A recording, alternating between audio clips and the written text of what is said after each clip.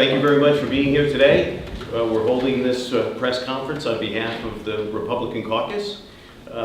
We're here to announce that today we will be introducing legislation that will require the Economic Commerce Corporation to obtain General Assembly approval if they are to provide any loans, grants, or funding to build a baseball park or an ancillary facility.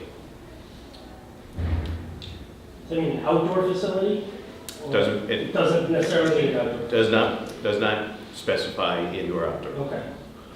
Yeah, it would include any and all. So a baseball stadium, but a parking garage, any other kind of development that might be attached to the baseball stadium. As you know now, there's no requirement that Commerce Corp come to the General Assembly for our approval. And this would protect the taxpayers so that their representatives actually have a chance to vet the proposal and make sure that it is in the best interests of their constituents. The Commerce Secretary said today that the Commerce Corporation does not intend to finance any of this ballpark with the Pawsox. Although they are in negotiations, they're not going to be doing any of the financing on the state level. So does this change your legislation? Are you going to,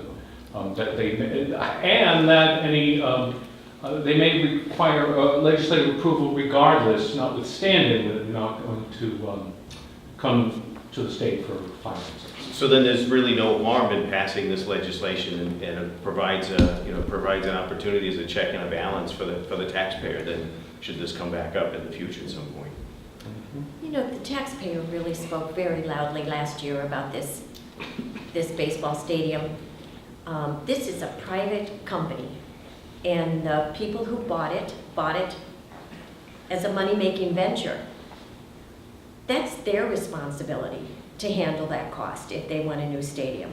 They have one, right, that the taxpayers already have provided. I don't think we need to, quite frankly, I don't think we need to provide a private company with a whole nother stadium. And it shouldn't be where this is an insider deal, where the leadership is making the deal and the taxpayers are footing the bill. I think it needs to come before us as legislators, as their representatives and senators, and we need to look at this deal and make sure that it does make sense